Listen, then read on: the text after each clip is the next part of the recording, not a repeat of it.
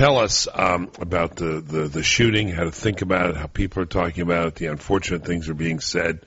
Conservatives who are strongly pro-life reject this kind of thing, but now find them being blamed for it.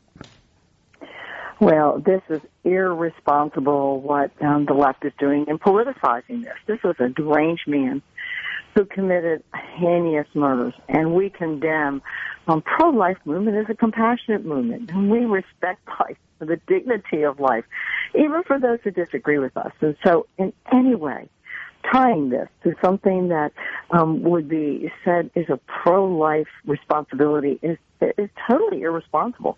And I am really offended by people using this as a political ploy. So I hope that will stop. But, you know, the folks who don't know what else to do with themselves will do this kind of thing, and it's despicable. What, in your own state of Tennessee, correct, a spokesman for Planned Parenthood laid this clearly at the door of opponents of abortion? Yes, Mr. Teague. Frankly, he is factually incorrect in even what he was saying. He calls these continued repeated lies, and these are not lies. This is information that's from Planned Parenthood or a federation. So when we talk about 327,000 abortions each year, we talk about cancer screenings and adoption referrals and prenatal care that are declining services there, and abortions are rising. That $500 million of taxpayer dollars are funded each year for Planned Parenthood. These are all things that come from their own organization's annual report. And so when he talks about these being false, repeated lies, he needs to talk to his own organization, his national organization. So we are only out there telling the truth and standing up for what we believe is a value of life. You know, for those of us who've been around a while, even for those of us who haven't, but any observer watching this, as you heard the news report, you know, your heart sinks. Your heart sinks for a couple of reasons. One, it's a terrible story, and it's horrible to think about. And we profiled these one police officer and one Army veteran who were shot, and it's really tragic, terrible loss of people we can't afford to lose, the good guys. But in addition, if you are a pro-life person, when you see this story, your heart sinks because you say, oh, gosh, here we go. And you can almost predict, click, click, click, what the reaction is going to be. Ruth Marcus in the Washington Post tied the blame to the pro-lifers because the shooter used the phrase baby part. Look, we have seen some videos that need to be investigated, and we need to be sure that what we're doing here in the United States for the dignity of life is done in a way that does dignify life. And that's what this fact-finding mission is about, that select committee. We have seen some things on those films that do need to be investigated, and that is our responsibility. That's the responsibility of Congress when money is being used, taxpayer dollars, to be sure that they're used, first of all, in the best interest of the American people, but also that what is being done is done in a legal way, and it is done and to respect life. And so it is our role and responsibility as congressmen to make sure that we're doing our job. And that's exactly what we're doing. Good. I want to follow up on that, folks. We have a couple of minutes with Congressman Black. If you want to give a quick call, 866-680-6464, because we are interested in this topic and the issue, particularly you just touched on, about the job you have to do. The investigation will continue, the special committee looking into it.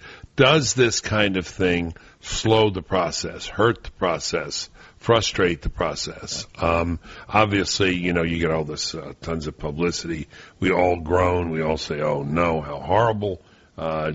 We mean it, and then we say, has this hurt the effort? I'm just curious whether the committee goes on about its work, whether you think, I guess the $64 million question, Congressman Black, can this lead, does this make it more or less likely that we can defund Planned Parenthood, the federal government? Well, we have been charged by Congress by a resolution. It's very clear in that resolution what our charge is.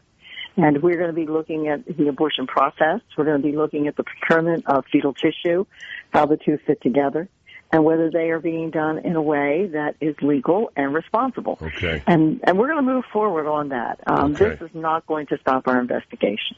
Okay, and I note that there's been a fair amount in what I've read on the left of kind of dismissal of, the selling of baby parts and so on. And that seems to me very odd and inconsistent, because didn't the head of Planned Parenthood essentially apologize for this practice, or say this will happen no more, which was essentially constructively an apology? Well, what she said is they were no longer going to sell the tissue, so they were no longer going to make a profit off of it. Okay. And, that's an admission that they had been selling, right, essentially? That's right. That's right. And when we look, and this will be certainly investigated and more reported after we get all of the facts, but at least what we have seen so far, and this is not the committee, and this is my own research that I have seen so far, is that this industry is a rapidly growing industry. And it is because a lot of money is being made off of it. And anytime you make a lot of money off of something, you want more of it. And we just need to be sure that all the facts are there and that we show that. And I think it is very interesting that Ms. Richards came out and said no longer will we profit or benefit or sell that tissue. Tell me and tell this audience, because this is an audience very sympathetic, largely very sympathetic to your point of view. We'll put a link up to your town hall piece, but in the couple of minutes remaining, tell this audience when they run into somebody, this is in the spirit of the book I just wrote, how to respond to people who criticize you on issues. If someone says, it's you guys, it's you pro-lifers that are responsible for this, because if you didn't heat this issue up so much and get people, so excited about it and so angry about it, this is the tipping point for a nut like this guy. Well, we should never back down on wanting to be sure that we are doing the right thing in protecting life. We should never back down on that, no matter what the left does in politicizing something. Again, this is highly condemned by anybody who is a pro-life person. We condemn violence. Abortion is violence, and we condemn violence, and we have a dignity of life born and unborn, but we also have a dignity for people that disagree with us. And so I think you just use the facts. You don't back down from the moral obligation that we have in making sure that what is done here in this country is done with respect. And so that's the way I will handle this, is I will condemn the violence. Never, ever does the pro-life movement ever advocate for violence. And then the other question is that the other main line of defense is this is an attack on Planned Parenthood. And abortion is a very small part of what Planned Parenthood does. Planned Parenthood gives so many services to women, and it's virtually indispensable in order to help women with a variety of health issues. Well, that one for me is laughable, because I can tell you I come from the state of Tennessee. Well, while I was there as a state legislator, we did take the funding away from Planned Parenthood and put it into other federally qualified health clinics, faith-based clinics that actually have more comprehensive women's services. And so it is able to be done. However, what we have suggested is that during this investigation, that the money that is being given to Planned Parenthood would be given to these other organizations where there would be no loss of services.